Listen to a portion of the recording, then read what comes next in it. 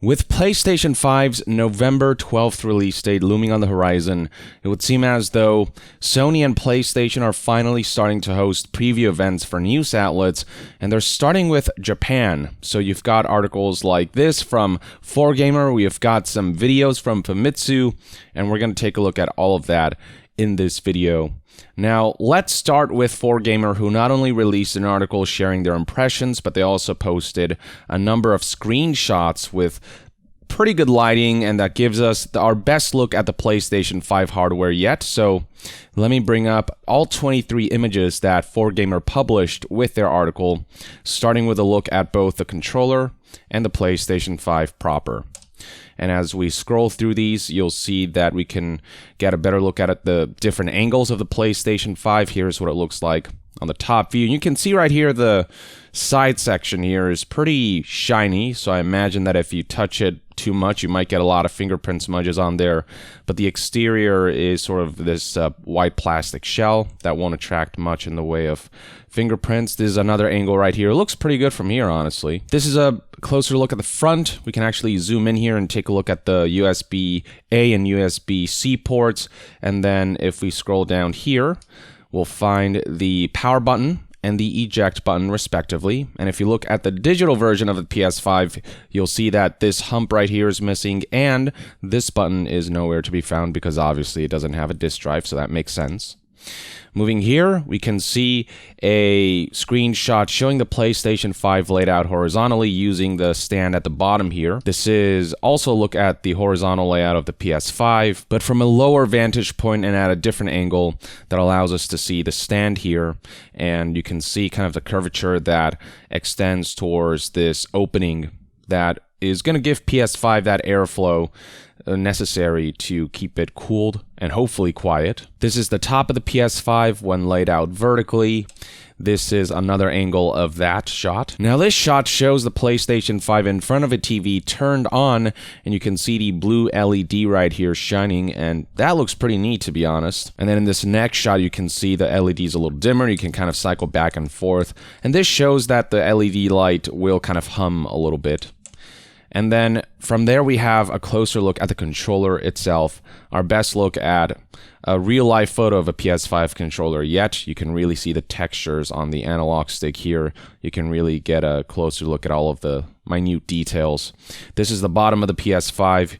There seems to be an LED here, and then at the bottom is the headphone jack, 3.5mm, and this seems to be the speaker or the microphone. No, the speaker's up here, actually. This is the microphone. It does come with a built-in microphone. Going to the next screenshot, you can actually see here there is the mute logo for the LED, so I surmise that if this is red, then the microphone is muted. And then above that, we have the PlayStation logo, obviously acts as the home button. This is the top of the PlayStation 5 controller.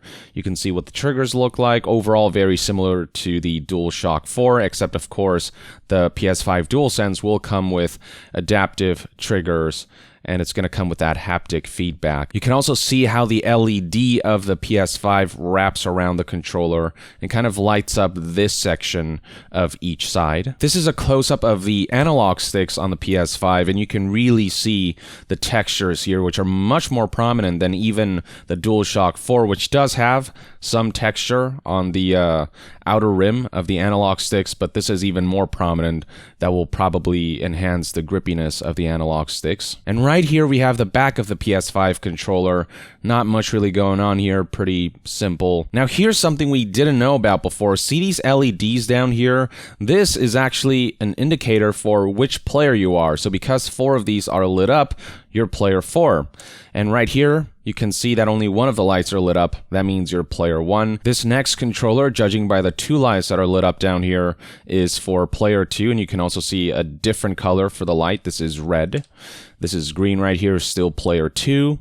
And then this is purple, still player 2.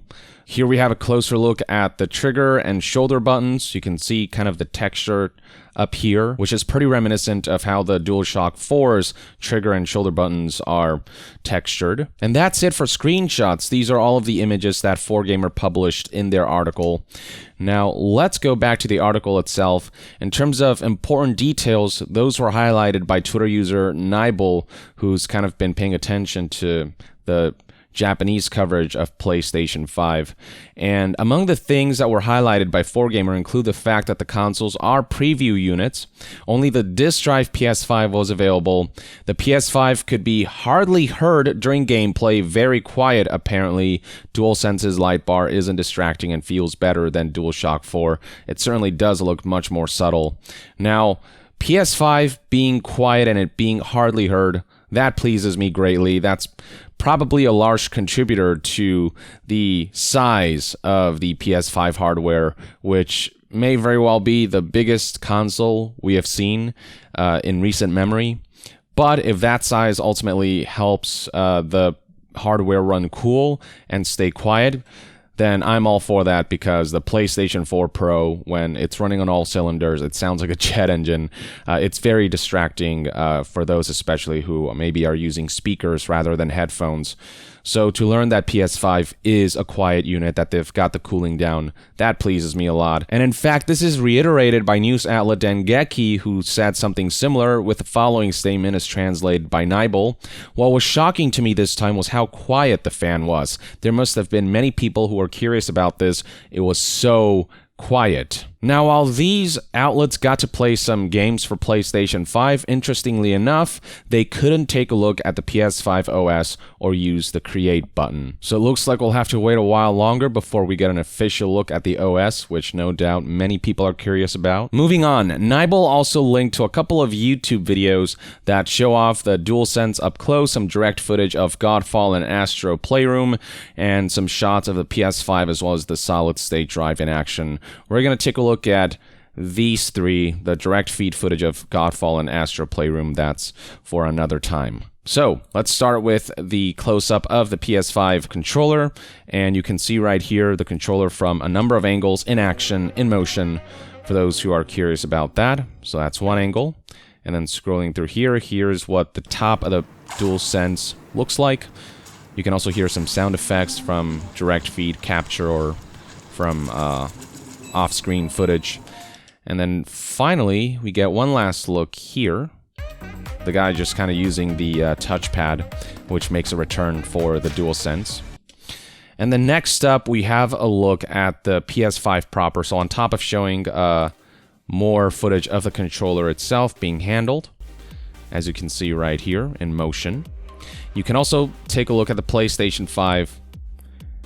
This isn't a still image, this is actually footage of the PS5 in a decently lit environment. And you can see right here what it looks like when the room is kind of darkened and the LED shines through, and it has a really cool kind of effect to it. Last but not least, here's some footage showing just how fast the PlayStation 5 SSD is.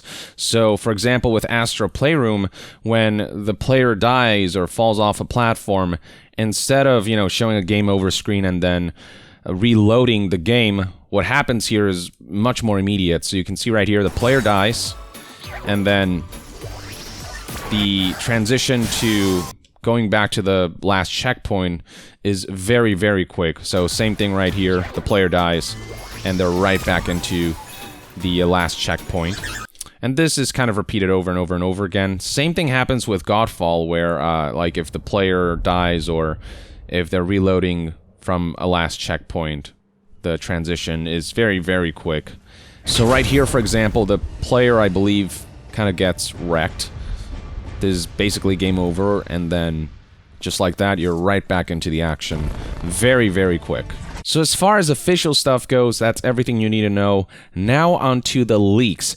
Apparently, we are seeing leaks of the PlayStation 5 dev kit units, which not only show off a black controller that I believe is specific to the dev kits, but it also apparently shows off the PS5 UI startup. You may recall that in a previous PlayStation 5 showcase, Sony and PlayStation did tease what the PS5 OS would look like, but it was just a very small glimpse that doesn't give us much of a good idea. PlayStation has been keeping the OS very close to their chest, and apparently the OS on the dev kit unit of PlayStation 5 was leaked in this footage. So here's what that looks like for those who are curious. So it takes a bit for this to boot up, but once we get there, you'll see that the UI that's shown in this alleged leaked footage is reminiscent of what we saw in official footage shown by Sony. So there it is. There's a startup, and then here's apparently what the user selection looks like. Honestly, it's hard to say if this footage is doctored, if somebody just took the concept scene here in the official footage and just kind of made up their own fake footage with it, or if this is the real deal. To me, it looks like it could very much be the real deal. Obviously, I'd wait for official confirmation with any, potential leaks. Always take with a grain of salt until confirmed. But just putting this out there in case it might be real. It looks like it could potentially be real. And the same leaker apparently leaked screenshots showing elements of the operating system UI. So here's one screenshot worth highlighting. Now this one's really interesting because it shows you the total available storage on the PlayStation 5. So out of the 825 gigabytes of storage on the SSD, apparently 664 gigabytes of that will be available to players. The rest is probably used up by the operating system and all of these other things. Whereas the Xbox Series X with a 1 terabyte SSD offers about 800 gigabytes of storage that is available for you to download and install games. So with PS5, you're getting about 135 gigabytes less than you would on the Series X by default, though Sony has said there is going to be expandable SSD, so we'll have to look forward to details on that. Just in general, I think storage is going to be an issue with these next-gen consoles. They do not ship with enough storage given how big the average AAA game is these days. 800 gigabytes on Xbox Series X, 664 gigabytes on PS5. That's just not going to be enough. You are eventually going to want to expand storage, and it's going to set you back a couple $100. Series X's expansion SSD 1 terabyte Seagate memory card will set you back $220. We don't know what prices are for PS5's SSD expansion, but I surmise that it's going to be roughly in that range as well. So just keep that in mind. That is, of course, assuming these leaks are real. I am leaning more towards these being real. It does look legit, but again, it's hard to say with these blurry screenshots. We have seen convincing fakes that have fooled people in the past. So again, just take with a grain of salt. And then last but not least, here's one more screenshot showing allegedly another aspect of the PlayStation 5 UI. To close things off, here are some leaked screenshots of the PlayStation 5 hardware with the side removed, and you can see what that looks like. Without the sides, you can kind of see the internals of the PS5 a bit right here, and you can see a zoomed in version of that in this screenshot where you can see a bit of the cooling solution. And I'm not sure if these grooves suggest that this side panel is meant to be easily removed so that players can customize their PS5 more easily, or if this panel is going to end up being difficult to remove and isn't actually meant to be removed by the average Joe. This, by the way, matches up with other leaks I've seen in the past from like factories and stuff like that. So I'm leaning again more towards this stuff being real. The PS5 stand here looks exactly like previous leaks, and it looks very much what we've even seen in official screenshots. So again, I'm thinking that these leaks are, like 90% likely to be real, including the user interface here. I really, really hope that this controller right here is coming to the public as well, so that I can also get a black PS5 controller. The one change I would make is that the buttons should also be black so that it all kind of blends in with the inscriptions here being white so that they're visible. But other than that, I mean, the black version of the controller looks like it might appeal to a lot of people as well. But that's a conversation for another time. For now, let me know in the comments below what your thoughts and opinions are on the appearance of the PlayStation 5 now that we're starting to see some real-life photos and footage of the hardware during preview events and such. Drop a comment, and to be further updated on all things gaming news, reviews, and discussions, stay tuned right here on Young Yeah. I'll see you guys next time.